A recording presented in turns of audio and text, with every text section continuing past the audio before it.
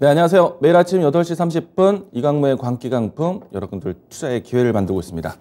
자, 오늘 나스닥 이야기를 또 한번 이야기를 하면서 시작을 해야 될 것 같은데요. 저는 지난주 금요일장 딱 끝나고 난 다음에 이제는 우리가 정말 우리 시장 이야기만 많이 하겠구나라고 생각을 했습니다. 자, 그런데 주말 사이 동안에 금요일 이 나스닥 하락에 대해서 뉴스를 이미 접하셨죠. 자, 매일매일 지금 나스닥을 좀 눈치를 많이 보고 있습니다. 오늘도 나스닥 이야기를 시작을 해보도록 하겠습니다. 자, 우선 어제 이 금요일장에 나스닥이 마이너스 4%대 하락을 했습니다. 일단 그동안에 이 하락에 대한 범위를 또 한번 벗어나서 새로운 신저가를 경신하는 모습이었고요. 수치상으로 했을 때 마이너스 4%이기 때문에 상당히 좀 체감적으로 큰 깊은 하락에 대해서 좀 체감이 되지 않을까라고 생각이 되고 있고요. 무엇보다 더 중요한 것은요, 분봉 상태에서 꾸준한 하락세를 보였다는 겁니다. 근데 이제 시장 전반적인 감도는 내용들은요, 5월 FOMC에 대해서 빅스텝에 대한 이야기들을 우리가 알고 있는 환경에서 그동안의 시장에 대한 실적 관점으로 이동을 해왔는데, 지난주 목요일과 금요일 날 발표되었던 빅테크 기업들에 대한 실적이 상당히 부진했습니다. 이 때문에 전반적인 금리 인상에 대한 부담 플러스 기업들의 실적 발표에 대한 부담까지 떨어졌다라고 할 수 있겠고요. 자, 이와 같이 전반적으로 장 초반 때부터 장 끝날 때까지 밀린 모습이기 때문에 오늘 우리 증시에 대한 출발 상황도 사실 아주 자유롭지 못할 것 같습니다. 다만 시장에서 조금은 기대해본다라는 것은 나스닥의 일봉 차트에서 최근에 나타났었던 하단권에 대한 가격대에서 마이너스 4%라는 숫자는 굉장히 좀 체감이 어렵지만은 그래도 최근에 저점을 위치로 봤을 때는 큰 폭의 하락까지는 아니다.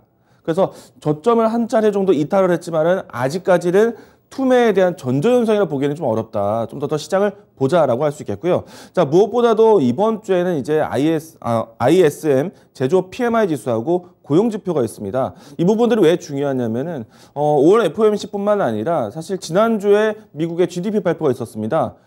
일시적이긴 하였지만은 역선장에 대한 배경이 나왔어요. 그러면은 시장에 대한 정점, 그러니까 인플레이션에 대한 정점에 대한 피크아웃을 계속해서 거론하고 있는 때이기 때문에 우리가 CPI 발표, 근원 CPI 발표 이와 같은 내용들을 보면서 계속해서 체크했던 내용들은 시장에 대한 우려점이 피크아웃, 정점이 아닌가라는 걱정이었습니다. 자, 이번에 이제 4월달 제조업 PMI 지수와 고용지표를 통해서 다시 한번 지난 현재까지의 인플레이션에 대한 속도에 대한 부분들을 많이 견줄 것으로 보고 있고요.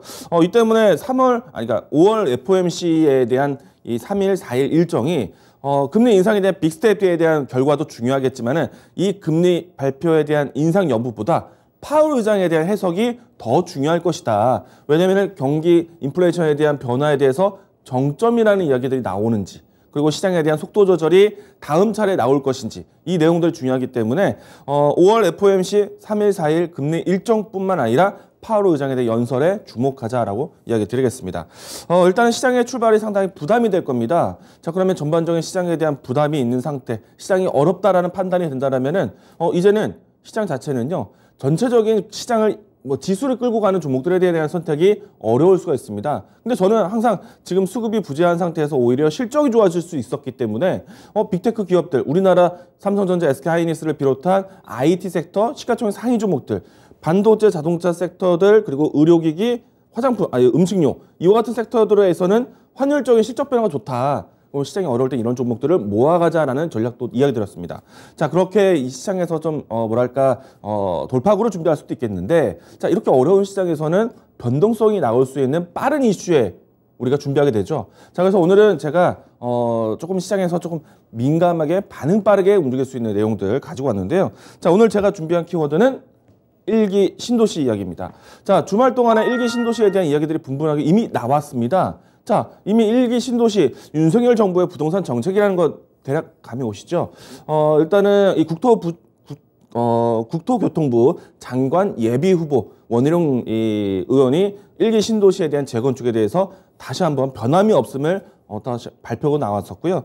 일기 신도시를 위한 TF팀도 가동이 되어 있습니다. 이렇기 때문에 일기 신도시에 대한 계획에 대한 부분들이 많이 발표될 것으로 보고 있는데, 자, 윤석열 정부에서는 계속해서 이 재건축 확대를 위한 이 부분들에 대한 안전지단에 대한 눈높이를 낮춰가겠다라고 이야기를 드려왔었고요.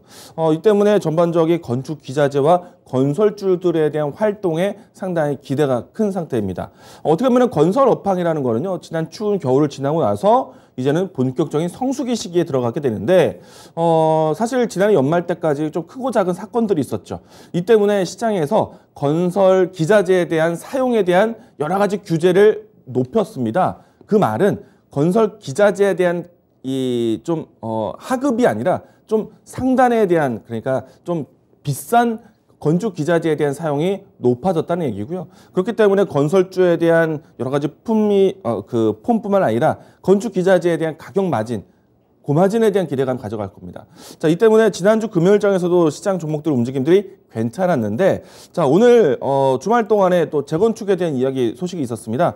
현대건설이 뉴스가 상당히 크게 나왔습니다. 자, 지난주에 이 현대건설에 대한 주가 흐름이 반등 모습 보여줬는데, 현대건설이 최근에 과천 지역의 재건축에 대한 수주를 새롭게 따내면서 대략 1조 규모의 수주를 따냈습니다. 이 때문에 반등을 시도했던 모습들, 그리고 올해만 해도 현대건설은 3조 원 규모의 도시정비 사업을 따냈기 때문에 상당히 앞으로 건설 업황에 대한 회복력 또 기대감을 가져갈 수도 있겠다.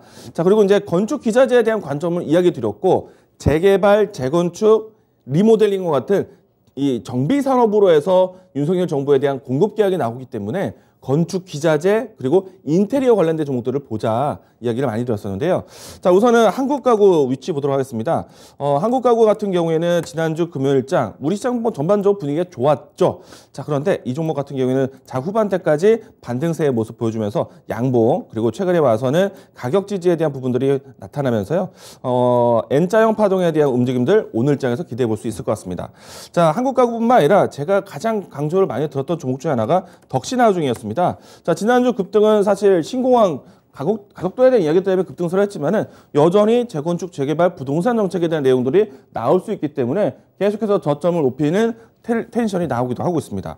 자, 이 종목에 대한 접근은 사실은 가격적으로 했을 때 2,800원 라인대, 2,900원 라인대가 이탈하지 않는다라면은 이 구간 이전에 있었던 위치보다는 레벨업된 위치에서 움직임이 나오지 않을까 생각이 되고 있고요. 자, 그리고 이제 제가 지난주에 소개했던 추천주 중에 하나가 고려시멘트가 있습니다. 뭐 재건축, 재개발, 시공에서 시멘트 사업에 대한 부분들이 가장 중요하게 했죠. 일단은 이 시멘트 사업 부분 안에서는 유연탄 가격에 대한 인상 때문에 시멘트 가격 인상까지 기대하고 하고 있습니다. 이 때문에 고려 시멘트뿐만 아니라 쌍용 양회, 뭐 성신 양회, 그밖에 시멘트 관련된 종목들의 움직임들이 가격 마진에 대한 개선으로 기대감으로 올라오고 있는 상태인데, 자, 지난주에 추천했던 이 종목도 상승세를 좀 유지를 해주고 있습니다. 자, 그래서 긍정적으로 좀 보시면 좋겠다라고 이야기 드리고 싶고요. 자, 오늘 가구 관련된 종목에서 한국 가구뿐만 아니라 NX. 자, 지난주에 후반대까지 5%대 상승세를 꾸준하게 보여줬는데요.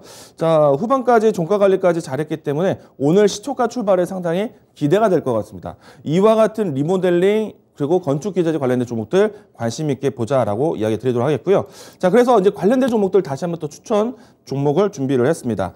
자, 오늘 제가 소개할 종목은요, NX입니다. 조금 전에 차트를 보여드렸지만은 사실 리모델링 혹은 뭐 재개발 재건축 사업에서 정비 사업 관련된 이야기들이 나올 때마다 우리가 리모델링 관련된 종목들이 움직임이 참 좋았습니다. 이 내용들은 과거에 박근혜 정부 때부터 해서 재건축, 재개발에 대한 키워드가 있었을 때 뭐 NX, 현대리바트, 벽산, 대림비행고 이와 같은 리모델링 관련된 종목들이 상당히 강했었는데 이번 정부의 재개발, 재건축에 대한 키워드에도 정비산업 관련된, 리모델링 관련된 내용들이 함께 더해질 수 있기 때문에 이와 같은 좀 이 붙박이 가구라든지 이런 실내 인테리어 관련된 종목들의 움직임들 기대 해보자라고 이야기 드리겠습니다.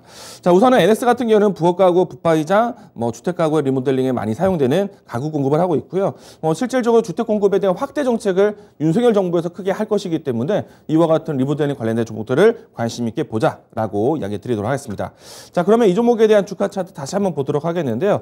자, 이 종목은 사실은 제가 이 자리에서 소개드리고 난 다음에 직전에 부동산 정책에 대한 이야기들이 이슈가 나오면서 큰 움직임이 나왔습니다.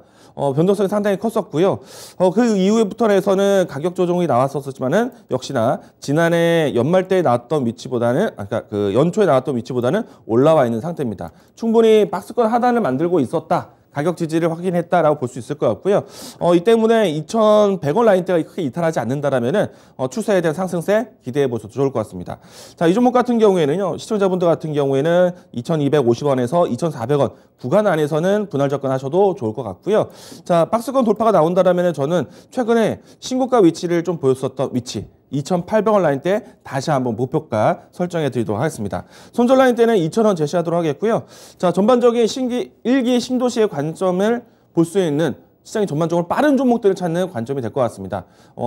시장이 조금 나스닥에 대한 영향을 받으면서 눈치 보기를 많이 보일 텐데 이럴 때 뭐 정부의 정책이라든지 뭐 부동산 정책에 가장 또 민감하게 반응될 수 있겠죠. 자, 오늘 추천주는 NX 부동산 정책에 관심 있게 보자라고 이야기 드리도록 하겠습니다.